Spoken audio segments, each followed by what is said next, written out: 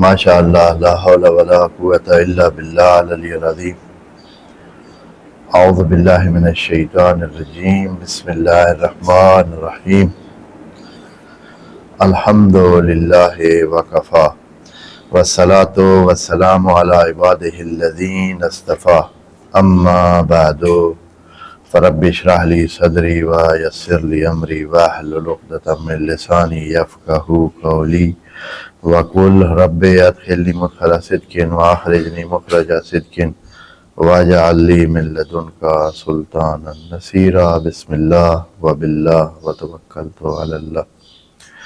قال اللہ تبارک و تعالی فی سورۃ النساء آیت نمبر 48 اعوذ باللہ من الشیطان الرجیم بسم اللہ الرحمن الرحیم ان اللہ لا یغفر ان یشرک بہ ویغفر ما دون ذلک لمن یشاء ومن یشرک باللہ فقد افترى اثما عظیما صدق اللہ العظیم۔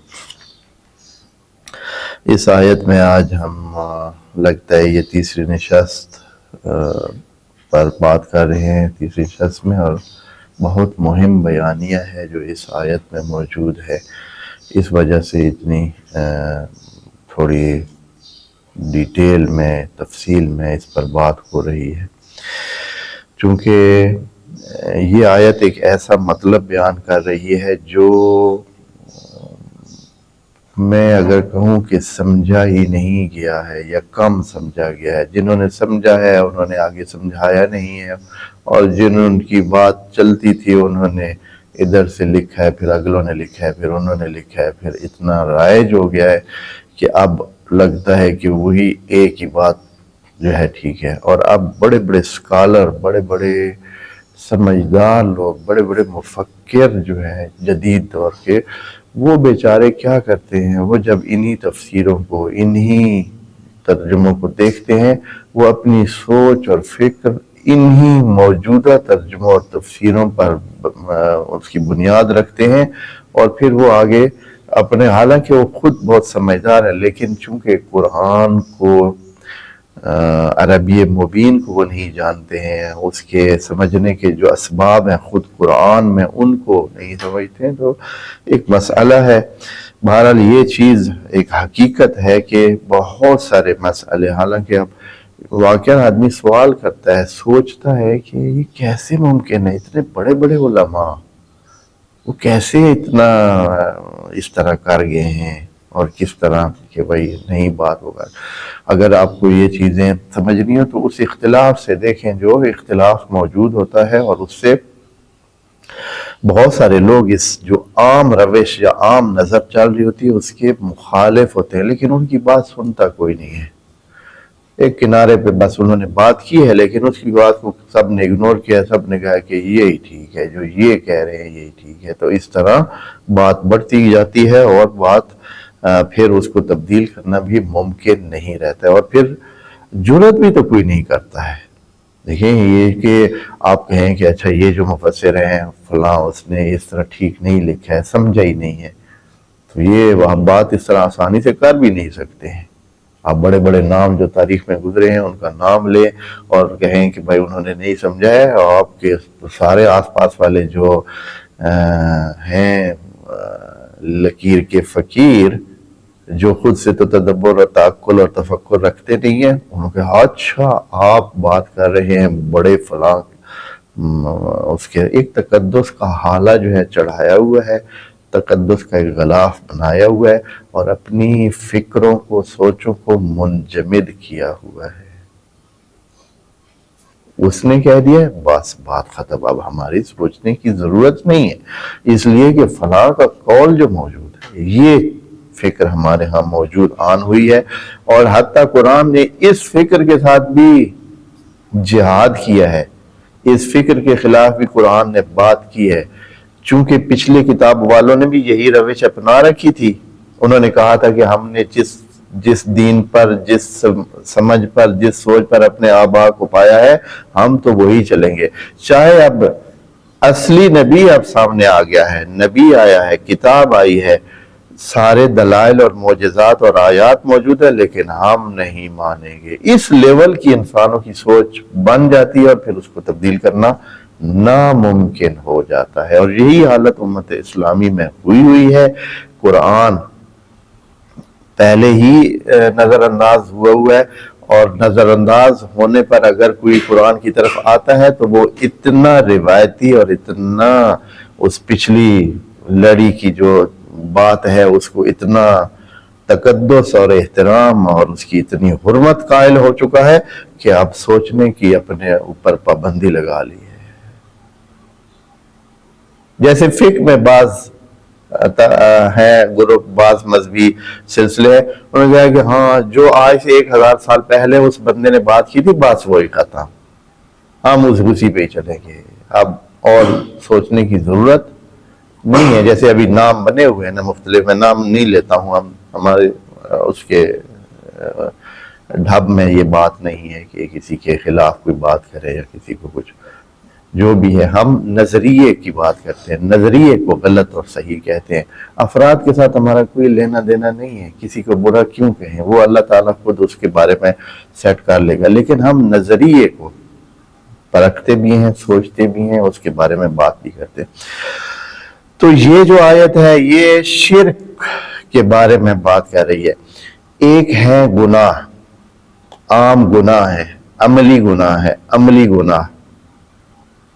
عملی گناہ کے بارے میں اللہ تعالیٰ جب بھی کوئی توبہ کرتا ہے، 20 دفعہ کہا گیا ہے قرآن میں کہ توبہ کرے گا جو تو من تاب و اصلح، تو اللہ تعالیٰ اس کے گناہ بھی معاف کرے گا اور اس کو اپنی جنت میں اگر اس کا کچھ بنتا ہے، اس نے اعمال صالح کیے ہوئے ہیں تو جنت میں بھی جگہ دے دے گا. 20 آیات ہیں. لیکن یہ مسئلہ عقیدے کا ہے. پہلے تو یہاں دھیان کریں، عقیدے کا بات ہے، عقیدے کی، کہ ذہن میں آپ نے جو پالنا ہے، بنانا ہے، سوچ بنانی ہے، فکر بنانی ہے، اس میں اللہ تعالیٰ فرماتا ہے کہ ان اللہ لا یغفر، اللہ تعالیٰ یہ درد آپ کا نہیں مٹائے گا. یہ جو کمزوری ہے، یہ جو مرض ہے شرک والی، اس کو اللہ تعالیٰ نے آپ کے لیے مٹانا نہیں ہے، یہ آپ نے خود کام کرنا ہے. ان اللہ لا یغفر، جو ہم نے ترجمہ کیا، جو روایتی ترجمہ دوستوں کو بتا چکا ہے، یہاں بہت ہی سادہ سا ترجمہ کیا ہوا ہے. روایتی ترجمہ یہ ہے کہ اللہ معاف نہیں کرتا ہے شرک کو، اور شرک سے ہٹ کر سب معاف ہے. عجیب ہے کہ سب معاف ہے، پھر اصلا آپ کو نماز پڑھنے کی ضرورت نہیں ہے، روزہ رکھنے کی ضرورت نہیں ہے، زکوٰۃ دینے کی ضرورت نہیں ہے، اچھائی کرنے کی ضرورت نہیں ہے، کچھ بھی نہیں. برائیاں جتنی بھی آپ سے پاسبل ہیں وہ آپ کریں، اس لیے کہ اللہ تعالیٰ نے اگلے جملے میں کیا فرمایا، وَيَغْفِرُ مَا دُونَ ذَلِكَ، اس سے ہٹ کر کچھ بھی کر لے چھٹی ہے، حتیٰ کافر بھی ہو جائے آپ کو معاف کیا جائے گا. جملہ قرآن کا ہے. تو یہ ساری خرابی کا اس میں اب کتنی خرابی ہو گئی ہے اس سوچ میں. تو اس سوچ میں یہ خرابی تب پیدا ہوئی ہے جب غفران کا معنی غلط کیا گیا ہے. غفران کا معنی جیسے کہ آپ دوستوں کو بتایا ہے لغت اور عربی مبین کے حساب سے دیکھتے ہیں تو اس کا معنی ہوتا ہے کہ کسی گڑھے کو پورا کرنا، کسی نقص کو دور کرنا. تو اللہ تعالیٰ فرماتا ہے ان اللہ لا یغفر، اگر کوئی شرک کرتا ہے تو اللہ اس کے اس گڑھے کو پورا نہیں کرے گا، مدد نہیں کرے گا کہ ٹھیک ہے جی تو شرک سے جو ہے نا کیا کر نکل آ، میں تیری مدد کرتا. نہ، اس میں اللہ تعالیٰ نے مدد نہیں کرنی، خود کرے، خود سوچے. اس کے آس پاس میں ہزاروں لاکھوں دلائل موجود ہیں جس سے پتہ چلتا ہے کہ اس کی ذات ایک ہے، اس جہان کا نظام ایک ہے. جیسے آپ دوستوں کو سارا بتا چکے، تھوڑا سا کوئی سوچے، کوئی سمجھا. یہ کسی گائے بھینس کے ساتھ بات نہیں ہو رہی کہ اس کو سمجھ نہیں آتی ہے. وہ بندہ جو اپنے نفع نقصان کو سوچتا ہے، سوچ لیتا ہے، اس کو پتہ چلتا ہے کہ کس نے میرے دینے ہیں، کس سے میں نے لینے ہیں، کتنے لینے ہیں، کیا کرنا ہے، کیا نہیں کرنا ہے. کبھی وہ یہ غلطی سے نہیں کھاتا ہے کہ بھائی میرا لقمہ جو ہے وہ کیا کرے، سر میں ڈال رہا ہو یا کانوں میں ڈال رہا ہو، کبھی بھی یا ناک میں ڈال رہا ہو. بھائی سمجھ نہیں آئی بندے کو، ناک سے کھا رہا ہے. ہاں دیکھا ہے کبھی. تو یہ ایسا کیوں نہیں ہوتا ہے؟ اتنی سمجھ ہے تو یہ جو آس پاس میں دریا ہیں آیات الہی کے، بھرا ہوا ہے جہان وجہ اللہ سے، مظاہر قدرت الہی سے بھرا ہوا ہے، تو کیوں نہیں انسان اس کو سمجھتا اور اتنا اگنور کرتا ہے؟ کبھی اس نے یہ سوچا ہے کہ کوئی بندہ کچھ اس کو کرنے والا نہ ہو اور وہ ہوا پڑا ہو؟ ہاں، مثال کے طور پر کبھی ایسے ہوا ہے کہ وہ آئے اور اس کے کپڑے دھلے پڑے ہوں، دھونے والا بھی کوئی نہیں تھا، اکیلا انسان کہیں رہتا ہے، جب آتا ہے تو دیکھتا ہے برتن دھلے ہوئے ہیں، کھانا پکا ہوا ہے، کپڑے دھلے ہوئے ہیں، ہاں آرام سے آ کر کھا لیتا ہے، اور اس نے سوچنا نہیں ہے کیوں، ہو سکتا ہے ہو جاتا ہے کبھی کبھی ایسے، کپڑے خود بخود کیا ہوتا ہے دھل جاتے ہیں، کبھی کبھی کھانا خود سے جو ہے وہ پک جاتا ہے، ہاں کبھی کبھی ایسے ہو جاتا ہے۔ آیا اس طرح سوچتا ہے انسان؟ نہیں سوچتا ہے، کیونکہ یہ ترتیب جو ہے، تو یہ اس جہان کے بارے میں یہ انسان کیسے یہ سوچ رہا ہے کہ یہ ایک لائن میں بنا ہوا ہے، ایک سسٹم میں، ایک نظام میں بنا ہوا جہان، اس کے لیے کوئی ایک سے زیادہ خدا ہے؟ یہ کیسے ہو سکتا ہے؟ اور وہ جو آپ کو 5 مرحلے بتائے تھے توحید کے، توحید ذات، توحید صفات، توحید افعال، توحید ربوبیت اور توحید الوہیت، جس کو ہم نے توحید عبودیت کا نام بھی دیا تھا، توحید الوہیت، یہ 5 مرحلے اتنے آپس میں جڑے ہوئے ہیں کہ ہو ہی نہیں سکتا ہے وہ دوسرے کسی طرف جائے۔ مثلا آپ کوئی فرض کریں کوئی چاہتا ہے کہ وہ رب مانے کسی کو، ہے نا، خوش دل لوگ ایسے اپنی مرضی ہے، میں رب مانتا ہوں، وہ رب مانتا ہے جی گائے کو رب مانتا ہے، وہ جو بھینس کو رب مانتا ہے، ہاں جی وہ فلاں جو ہے وہ ہاتھی کو رب مانتا ہے، انہوں نے ہاتھی کو بڑا وہ خاص قسم کا، یا جو ہے مسلمانوں میں بھی کتنے ہیں جو پتہ نہیں کس کو اس طرح مانتے ہیں، کوئی کس کو اس طرح مانتے ہیں۔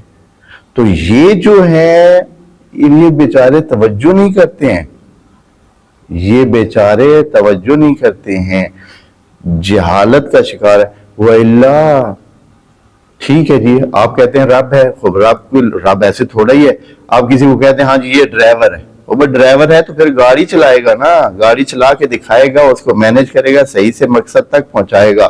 اگر آپ کسی کو رب کہتے ہیں تو رب کے لیے تو خالق ہونا ضروری ہوتا ہے، رب بغیر خالق ہوئے ہو ہی نہیں سکتا ہے کوئی۔ اگر کسی نے رب بننا ہے اس کو ہر لمحے میں بہت ساری چیزوں کی ضرورت ہے۔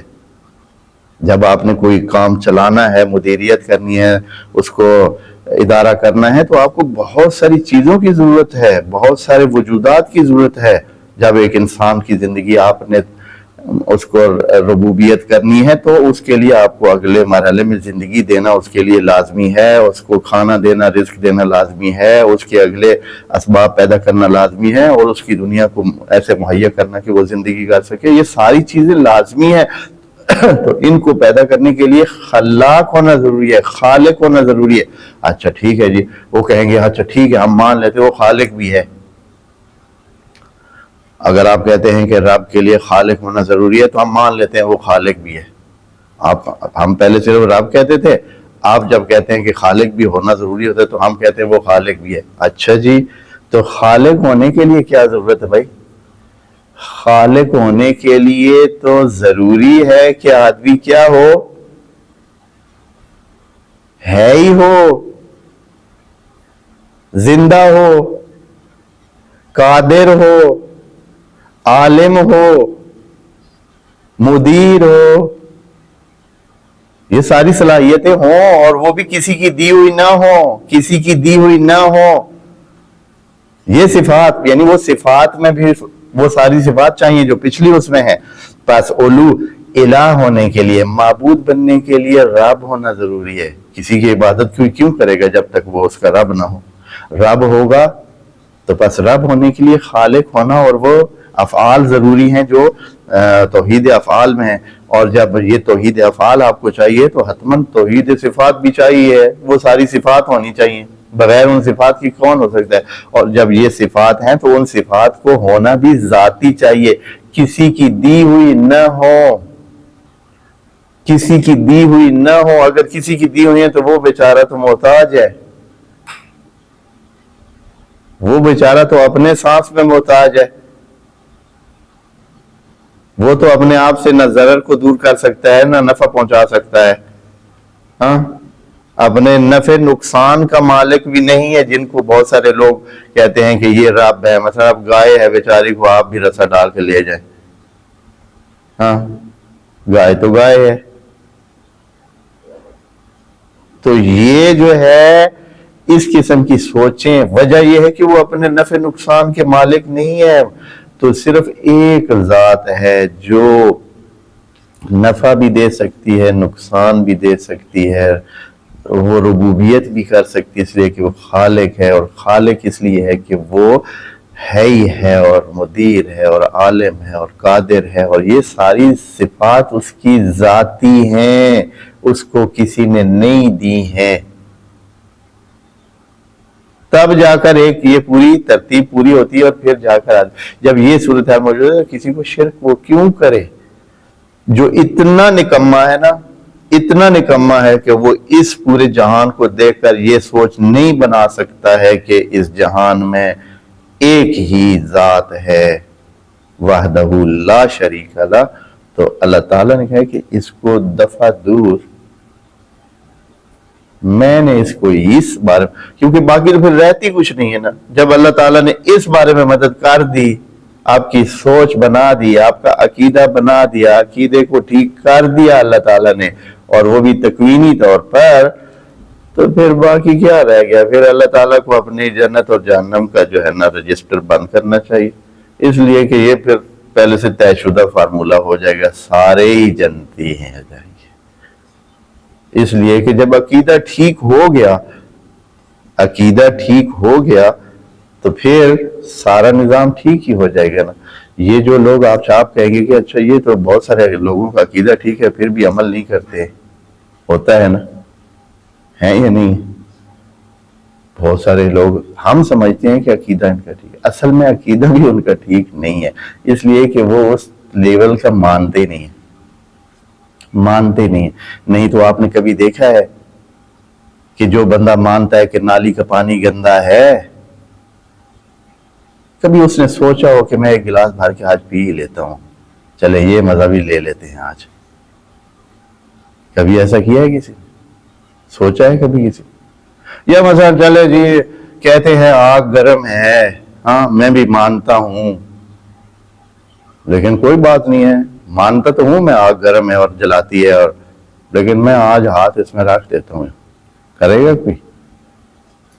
بس جب ایک چیز کو آپ 100% 100% مانتے ہیں تو پھر آپ اس کے خلاف نہیں کرتے.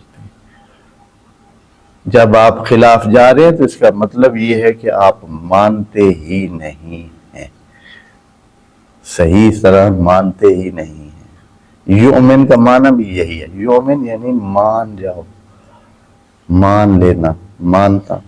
تو یہاں فرماتا ہے اللہ تعالیٰ ان اللہ لا یغفر ان یشرک، اگر آپ شرک کی طرف جاتے ہیں تو اللہ تعالیٰ نے آپ کو اس سے نہیں روکنا. اس کا ایک اور لطیف باز اس میں حدیث قدسی کے نام سے بھی بعض کلام ہمارے پاس موجود ہے، جو اللہ تعالیٰ کی باتیں ہیں لیکن ان کو نقل نبی کی زبانی کیا گیا ہے. حدیث قدسی اسے کہتے ہیں، وہ قرآن کا حصہ بھی نہیں ہے لیکن نبی کی باتیں بھی نہیں ہیں، باتیں بھی اللہ ہی ہیں. اس میں یہ لطیف نکتہ موجود ہے، یہ ایک بات موجود ہے. اللہ تعالیٰ کا کہنا ہے کہ میں ایک اچھا شریک ہوں. یہ شریک داری ہوتی ہے نا، شریک داری میں کہ دو بندے کسی ایک چیز میں کیا ہے، شریک ہیں اور مالک ہیں، دو بندے مالک ہیں. تو اللہ تعالیٰ کہتا ہے کہ اگر کوئی میرے ساتھ کسی کو شریک بنائے گا نا تو میں ایک اچھا شریک ہوں. اچھا شریک کون سا ہوتا ہے کہ بھئی میں اپنے والا حصہ بھی دوسرے کو دے دوں گا، مجھے پھر یہ چیز یہ بندہ چاہیے ہی نہیں.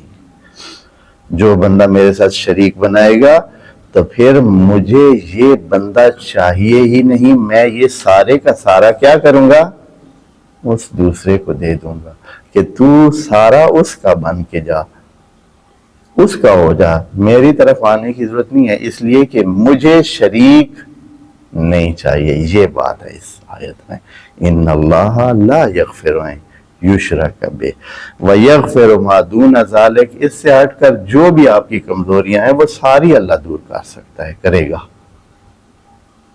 کوئی بھی آپ کا مسئلہ ہے، عمل میں ہے، کسی اور مسئلے میں ہے، زندگی میں ہے، صحت میں ہے، مال میں ہے، اولاد میں ہے، دوسری مشکلات ہیں، جنت کے لیے آپ کی خواہش ہے، دعا کریں، آپ کو اللہ جنت دے گا اور سارے مسئلوں میں ہیلپ کرے گا، غفران کرے گا، پورا کرے گا، لیکن آپ کو شریک ہونے سے ہٹانے والا کام اللہ نے نہیں کرنا ہے۔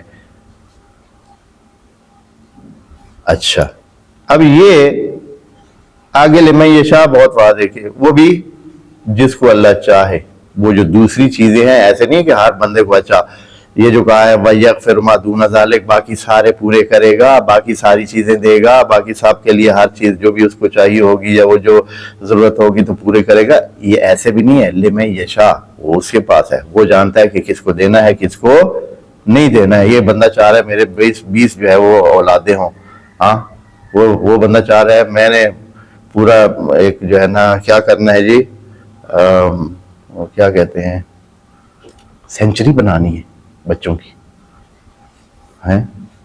یہ اس طرح نہیں ہے کہ بھائی اچھا ٹھیک ہے اس نے یہ سوچا ہوا ہے کہ میں نے سینچری بنانی ہے تو پھر وہ اس کو سینچری پوری بنانے دے۔ لمن یشاء جس کو وہ چاہتا ہے دیتا بھی ہے، ہاں کوئی اور کسی طرح کوئی چیز چاہتا ہے تو، یا کوئی چاہتا ہے کہ میں نے مثلا 2 سینچری اپنی عمر بنانی ہے، نہیں ہے ایسے، ہاں جس کو وہ چاہے تو دے بھی سکتا ہے، لیکن یہ نہیں کہ ہر کسی کو اس کے چاہنے کے مطابق چاہنا اللہ کا چلے گا دوسری چیزوں میں بھی۔ یہ تو ہو گئی بات۔ اب سوال یہاں یہ پیدا ہوتا ہے کہ اے اللہ مسئلہ کیا ہے؟ مسئلہ کیا ہے کہ آپ باقی ہر چیز پوری کرتے ہیں، ہر چیز انسانوں کو دیتے ہیں اور کہہ بھی رہے ہیں کہ سب پورے کریں گے، کسی کی کوئی آرزو ہو ہم اس کو پورا کرنے کے لیے تیار ہیں، کر سکتے ہیں، لیکن اس بارے میں نہیں کریں۔ وجہ کیا ہے؟ یہ کیا کون سا مسئلہ ہے؟ اس بندے کو بھی ٹھیک کر دیں ہم، اس کے بھی جو عقیدے کا نقص ہے اور یہ شرک کا مرتکب ہو رہا ہے اور اسے سمجھ نہیں آ رہی ہے، یا یہ کسی کو فاعل قریب ہونے کی وجہ سے اس کو سچ مچ والا رب مان رہا ہے، سچ مچ والا الہ مان رہا ہے، اس لیے کہ انسانوں کو غلطی ہو جاتی ہے۔ لیکن میں ابھی آپ کو ایک تھوڑی سی مثال دوں سمجھنے کے لیے۔ جب انسانوں کا دماغ کم ہوتا ہے، انسانوں کا یا کسی بھی چیز کا، تو وہ اور طرح ایکٹ کرتا ہے۔ مثال کے طور اگر ایک یہ جو کیڑے مکوڑے ہوتے ہیں، یا جیسے بچھو ہے، بچھو، ہاں اچھا بچھو یا حتی سانپ بھی، کیونکہ ان میں دماغ بہت چھوٹا ہوتا ہے، کچھ سانپ ایسے ہیں، سارے نہیں، کچھ سانپ بڑے دماغ والے، چھوٹے یا بچھو سمجھ لیں، بچھو کو لیں۔ اب اگر آپ کوئی ڈنڈی لے جاتے ہیں، آپ انسان ہیں، آپ کے ہاتھ میں کوئی ڈنڈی، کوئی چھوٹی سی کوئی چیز ہے، اس کے ساتھ آپ اس کو چھیڑ رہے ہیں، تنگ کر رہے ہیں۔ اچھا اس نے کیا کرنا ہے؟ آپ بچھو کو تنگ کر رہے ہیں تو اس نے ڈنگ کدھر مارنا ہے؟ اسی ڈنڈی پہ، اس ڈنڈی پہ مارنا ہے اس نے ڈنگ۔ کیوں؟ وہ فاعل قریب کو وہ سمجھتا ہے، فاعل بعید کو وہ سمجھتا ہی نہیں ہے، اسے سمجھ نہیں ہے کہ یہ کر کون رہا ہے۔ لیکن اب آتے ہیں ایک فرض کریں، ایک کتا ہے، ایک شیر ہے، ایک کوئی اور اس طرح کی تھوڑے بڑے دماغ والی چیز ہے، آپ ڈنڈے کے ساتھ اس کو جو ہے کیا کرتے ہیں؟ چھیڑتے ہیں، ڈراتے ہیں۔ اب اس نے ڈنڈے کو کچھ نہیں کہنا، اس نے کس کو کہنا ہے؟ سیدھا جو جس کے ہاتھ میں ڈنڈا ہے یا جو اس کو چھیڑ رہا ہے اس پر حملہ کرنا ہے اس نے۔ تو یہ انسانوں میں یہی چیز ہے، جو لوگ سوچتے نہیں ہیں وہ فاعل قریب کو، بعض اوقات فاعل قریب کو یہ سمجھتے ہیں کہ یہی ہمارا کارساز ہے، یہی ہمارا سب کچھ ہے۔ ان کو وہ جو اصلی ہے، وہ جو اصلی فاعل ہے، وہ جو پیچھے اس ساری گیم کو چلا رہا ہے، اس کا پتہ نہیں ہوتا ہے، اپنی لا علمی جہالت کی وجہ سے۔ تو اس قسم کے لوگوں کو اللہ تعالیٰ کہتا ہے کہ یہ کسی کام کے بندے نہیں ہیں، ان کو تو ویسے ہی دفعہ دور ہیں۔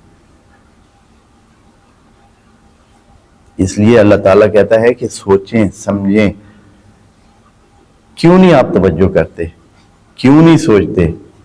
हाँ, मालकुम कैफ तहकुमून, क्या हो गया आपको?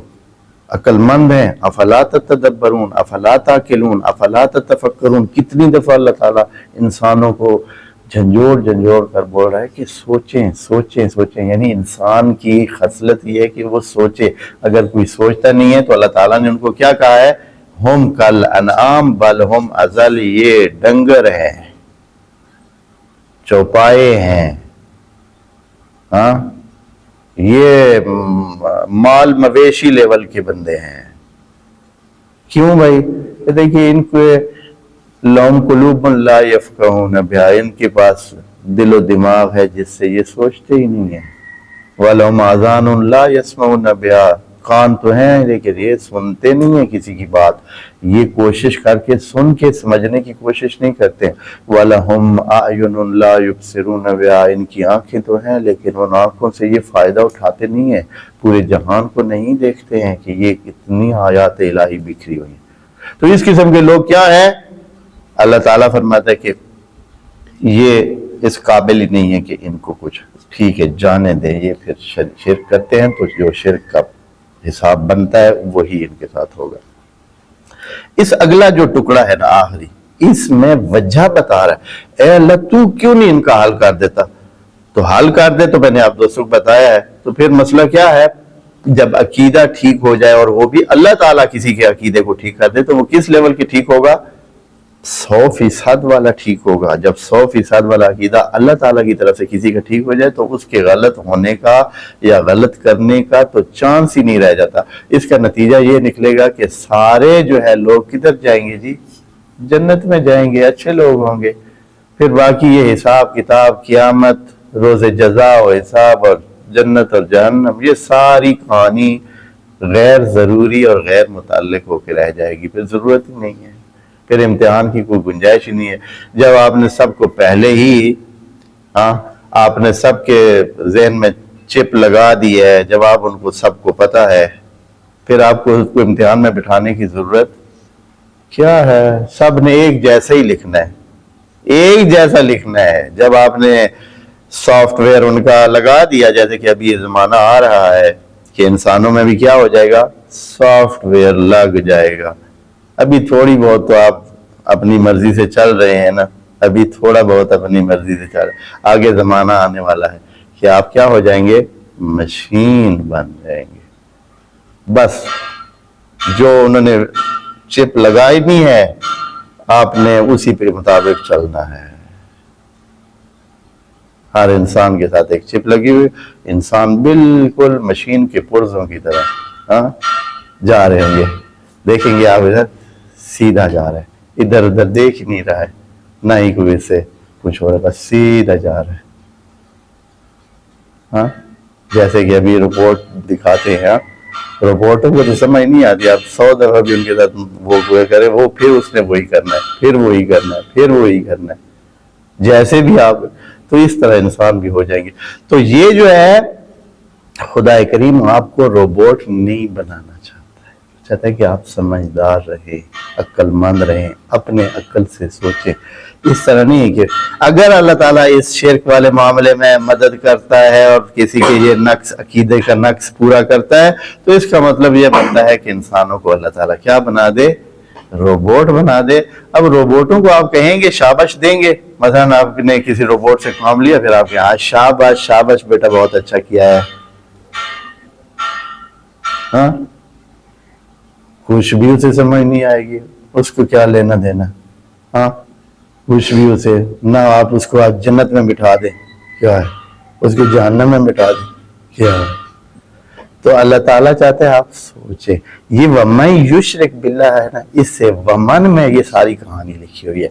इधर अल्लाह ताला क्या कहता था कि शिर्क जुल्म अजीम है, ये नहीं कहा, कहा जो शिर्क करता है उसने बड़ा गुनाह किया। ये जुमला इंशाअल्लाह अगली नशस्त में इसको मुकम्मल करेंगे। वस्सलाम अलैकुम व रहमतुल्लाहि व बरकातहू।